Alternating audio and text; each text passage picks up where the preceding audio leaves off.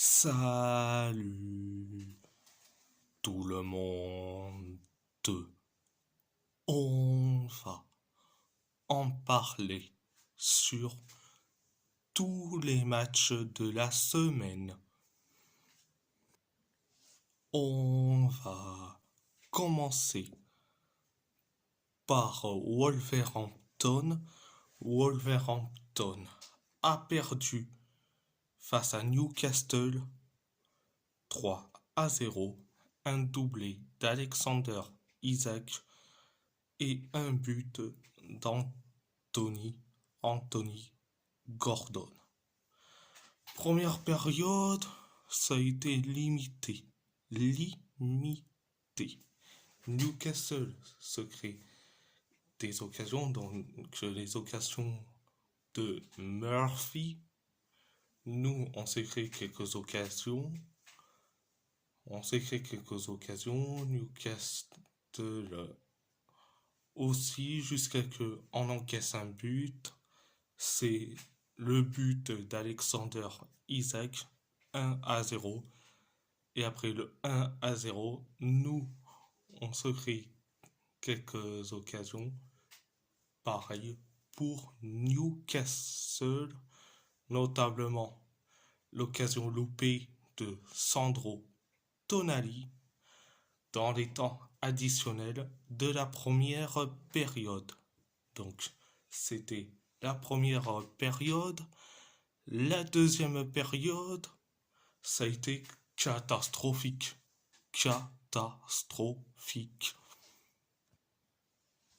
On s'est créé une occasion avec Mateus Cunha, donc une occasion loupée.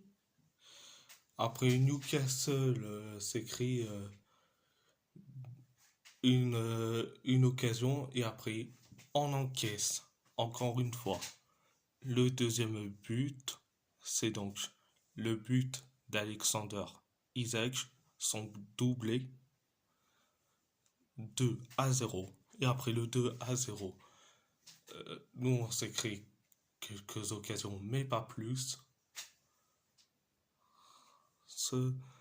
Newcastle s'est créé quelques occasions jusqu'à ce qu'on encaisse le troisième but. C'est Anthony Gordon qui met le 3-0. Après le 3-0, on s'est créé des occasions comme pas possible, notamment le but de Santiago Bueno sur corner, mais ça a été refusé parce que il a touché de la main, donc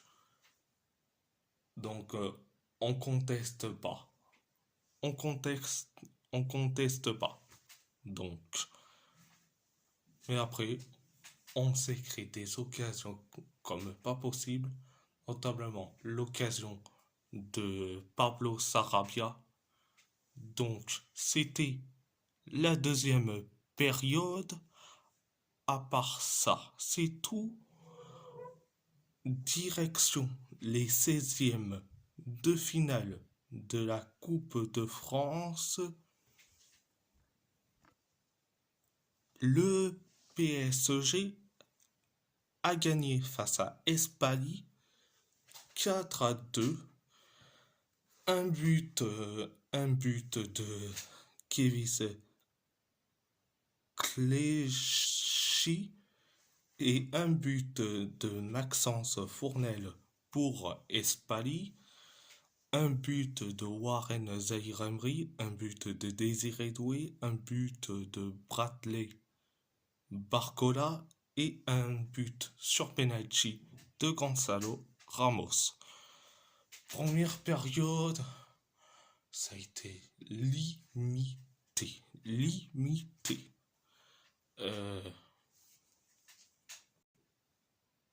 3 minutes après le coup d'envoi de la première période, on encaisse un but, le but du 1-0 signé Kevin Clichy.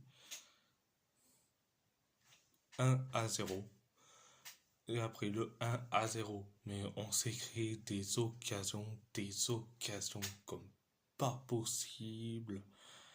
Euh, on s'est créé un maximum d'occasions jusqu'à que Warren Zaïre-Emery inscrit le but de l'égalisation, un partout.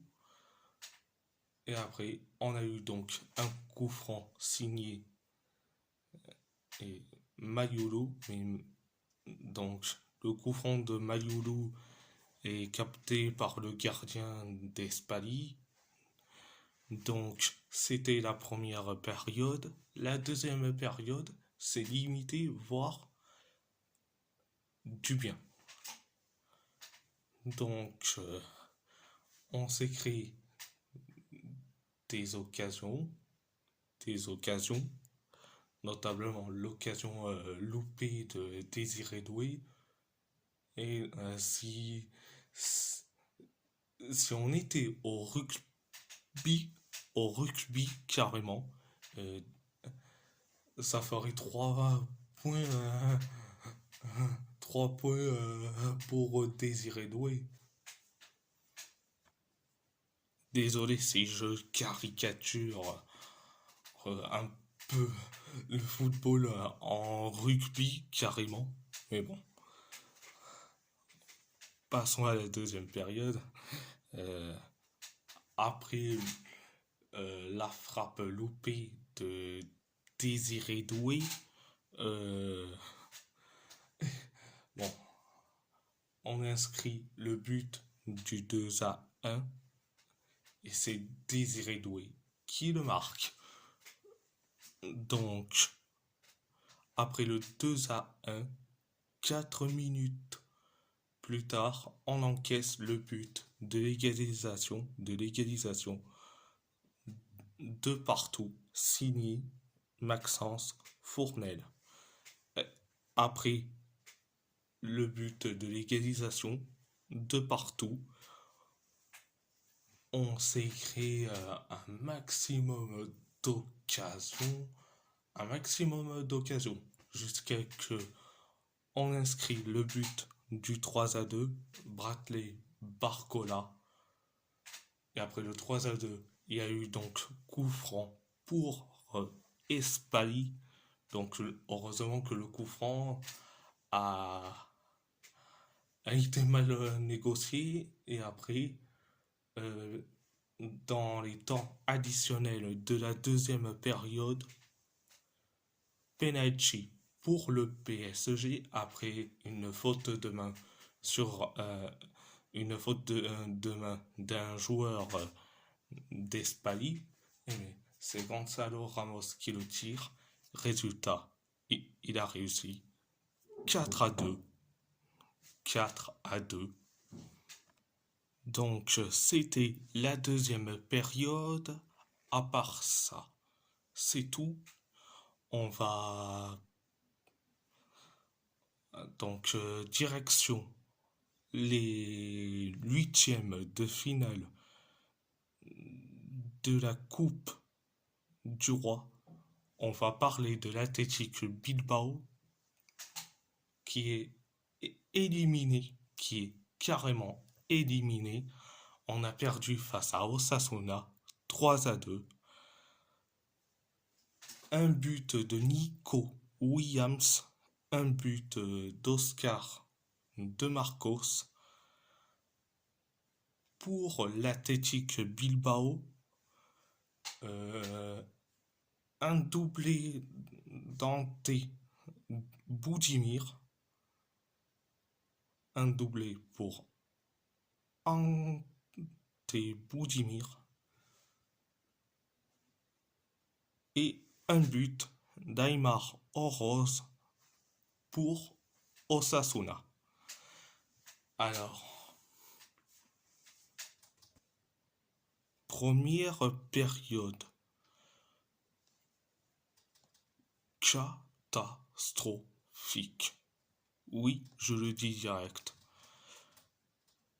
On s'est créé peu d'occasions, mais on a eu certes de la possession de balle, mais on s'est créé très peu d'occasions. Euh, mais Osasuna s'est créé plus d'occasions. Plus d'occasions. Osasuna s'est créé des occasions comme pas possible, jusqu'à que on encaisse le but du 1-0. C'est Aymar Oroz qui le met le 1-0. Et après, quelques minutes plus tard, Aitor Paredes qui a fait sa bourde. Et c'est Rulen Aguirre-Zabala qui va certes le récupérer. T'as Ante Boudimir qui speed comme pas possible.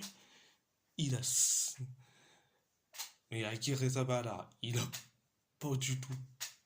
Il a pas du tout touché.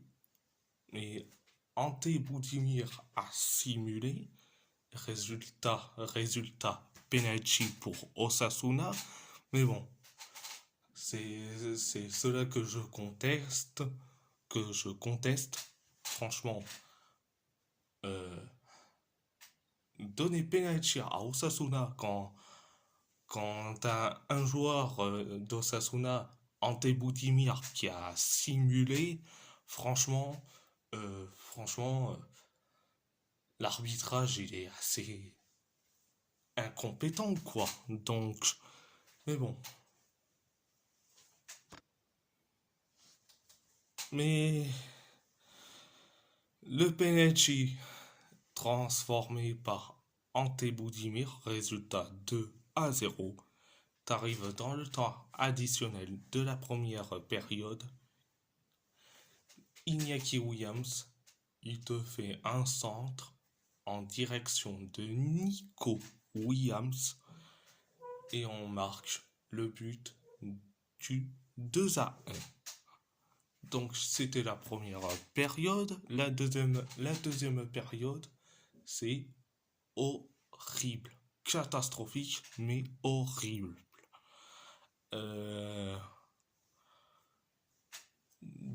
10 minutes après le coup d'envoi de la deuxième période, on inscrit le but de l'égalisation,